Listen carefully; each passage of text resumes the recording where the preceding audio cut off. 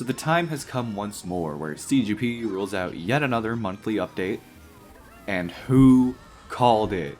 Real quick, how much do y'all want to bet that this isn't going to last another month? Come June, it's probably going to be another hotfix. Who knows, maybe we'll even get nothing. Just nothing. I knew it, and none of y'all believed me. What'd I say? I'm right, I'm always right, and that means my opinions are the only good ones. Your opinion? Throw it in the garbage, it's no good. This video expresses your new opinions, which are my opinions, but are now also your opinions. If you have a problem with that, then that's fair. So what do we got for this month? The track update? Sweet, on to the thing. Ladies and gents, this is CTGP update version whatever. You can see the numbers.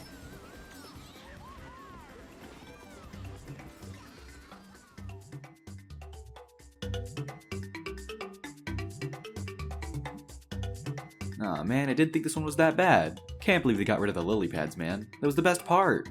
Well, I already talked about it in the last video, and now it's getting removed. And I said there wouldn't be any update for June, which there wasn't. I talked about Red Loop about a week before it got removed. And the Volcanic Skyways got removed as I was making the video. Can I predict the future? Come to think of it, ASDF course actually isn't that bad. It gets a lot of hate which it really doesn't deserve. It's a classic showcase of abstraction in art. Nobody really knows what it was going for, and that mystery surrounding it only adds to the legendary status the track has built for itself over the past decade.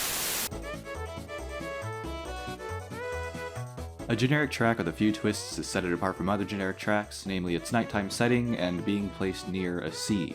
It is called Seaside Circuit, so of course it would be placed by the sea, but the biggest thing that came to my mind was not that this got removed, it's that Seasonal Circuit didn't. The two are right next to each other alphabetically, and Seasonal is clearly the worst of the two, so why not remove that? It's had a remake waiting since 2019 and has continually been improved upon since, so if you're not going to remove it, why not update it? Why keep this version around? Does anyone actually like Seasonal Circuit to begin with? Like actually? Seaside was fine. It wasn't my favorite, it was nobody's favorite, but it didn't suck. And it absolutely did not deserve to be removed before a track like Seasonal Circuit, and neither did Jungle Falls for that matter.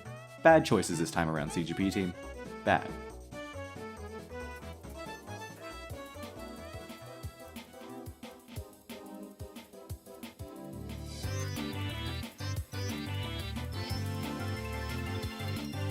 Alpine Peak goes to show that just because a track has a generic theme, that does not mean the track itself has to be generic.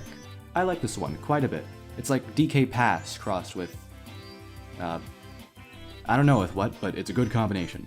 It's a snow level done right, is what I'm saying. If you want to see a snow level that isn't as good, you do have your options. GBA track. Ah, yes, the first Mario Kart track ever. How far we've come since this. I have nothing. SNES track. This is a bit of a mixed bag for me. On one hand, it's very atmospheric. I like the decoration when it's added, and there are a few bits in the track that I really enjoy. But on the other hand, I don't think Mega Kart had enough ideas to fill the entire track with, so a lot of it feels the same.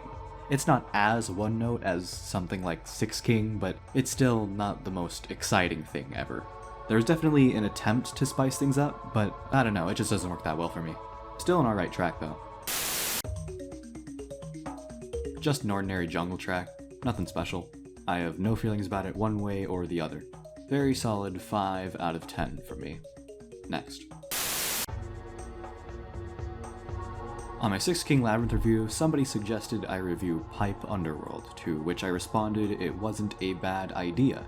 Turns out I lied, and it might have been a bad idea, cause I can't think of much to say for this. And guess what? I lied again, cause I actually do have a lot to say for this.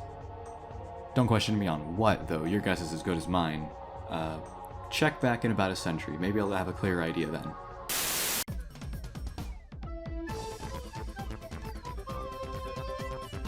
If I remember correctly, Kanoko Cave has been one of the most controversial tracks in the community. Maybe not quite at the level of Six King or Peaks, but it still has a large disagreement surrounding whether or not it's any good. Personally, I thought it was alright, just okay, but this new update will probably shift my opinion to be more positive. It removed a lot of the jankiness from before, like when you bounce at an awkward angle because one of the mushrooms here was too low, causing you to die. The mushrooms have now been rearranged, and hopefully we won't be having that problem anymore. Just a handful of gameplay improvements like that. I like the changes. Does this mean I like the track? I don't know, kinda. I do like it more, but I'm not sure if I'd go as far as to say I like it. But as I said before, I think I'll grow into it given enough time. On to the new tracks.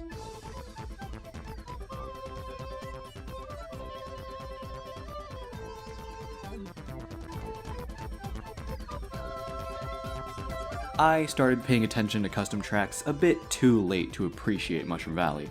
From my perspective, it's a really outdated mushroom track and it doesn't do anything for me. But for other people though, they seem to be quite fond of it. And the same goes for this remake of it. The general consensus is that it's loyal to the original and is overall a good remake. I, being the big meanie that I am, do not agree. The roads are way too wide, and the track itself has the same issue as Sky High Island where it feels a bit too overscaled. It's too big and uneventful. The Galoopas are nice, but they aren't enough for me. And the cave part is way too easy. It's like impossible to die here unless you really want it. I mean, points for consistency. The entire track is just way too easy for my taste. Maybe I was wrong in my loops video. Maybe I just don't like easy levels. It's a possibility. A lot of the apathy I have for this track could really be applied to ZPL's tracks as a whole. ZPL is one of those creators that I want to like a lot more than I actually do. He seems like a chill guy. I have no reason to dislike him. His tracks are well made, but most of the time I just don't find them to be very interesting. With exceedingly rare exceptions, ZPL is always going to get a 5 out of 10 from me. Maybe a 6 if he's lucky. Magmatic Sanctuary was pretty alright. I'm probably one of the only people on Earth who dislikes Sahara Hideout. I did notice he remade Volcanic Skyway not too long ago. I found it to be pretty mediocre. It fits right in with the other Volcanic Skyways. And that's about all I can think of off the top of my head. Again, I'm not saying he's bad, it's just that as a track creator, he's competent, but he isn't great. That being said, I feel like I should point something out here. As I was making this video, ZPL uploaded a video where he talked about some hate he's been getting over some glitch discovered in his version of Donut Plains 3. He says that it's affected him quite a bit, and it's pushed him to where he no longer wants to make tracks, and also that he just wasn't having fun with it anymore, he didn't want to do it, so he's not going to do it. Now, I'm not involved with the community, like, at all, but I have heard here and there that it was pretty toxic, as all fan bases usually are. But I thought that sort of thing was restricted to Mogi Lounge, like the competitive stuff, which I had zero interest in to begin with, so I thought the rest couldn't be that bad. Little did I know, it apparently was that bad. If it's so toxic to the point that one of the most popular CT creators of our time essentially gets bullied out of making tracks because of one glitch on one track that wasn't even caused by him, mind you. Yeah, count me out. Like, unless you can convince me otherwise, I'm perfectly fine not getting involved in that. No thank you. This is your typical beach island track with a lot of piantas lining the sides of the road. At the start, that is, not the entire thing. Not even the actual shore. Minus points for false advertising. If Rate That Custom track were still alive, I'm sure Justin would love it. I, for one, find it to be above average, but nothing too special. It plays alright, it's okay. I can't find anything to complain about other than the spirals, which I feel drag on a bit longer than they should. But the rest is alright. Again, can't complain. Most of the track I find to be visually underwhelming. That's not to say it's bad or anything, I just don't find it to be as great as the YouTube comments do. Nothing I haven't seen before. The caves especially look dull, but at the same time, it's not like caves are known for being super colorful. Ahem! So I guess that's fine. It also has a lot more intensive scenery than most caves I've seen. A few stalagmites and stalactites in the shortcut, and some windows to view the ocean outside. It's nice to see. I can appreciate the decoration added even if I don't love it. I feel the track really shines on the shore itself. I like this a lot. This is awesome. With lazier tracks, you'd probably get a straight perpendicular drop from the plateau to the beach without any of the houses on the side, or the various raised bits of land scattered throughout the beach, none of the waterfalls or rocks on the side, or the mini islands off the coast, or any of the other scenery. You can tell the creator put some effort into this, and it shows. It's a lovely view. I should also mention that this is Nate Fox's first custom track. I gotta say, this is really impressive for a first. It's a lot better than I can do in 4 months, I'll admit, I'll tell you that. So great job on that. Not a lot of people get to say their early works are any good, so that's something to be proud of. I look forward to seeing what Nate Fox does in the future, I really mean it. Shows a lot of potential, can't wait to see what he does next. Pianta Shore, good.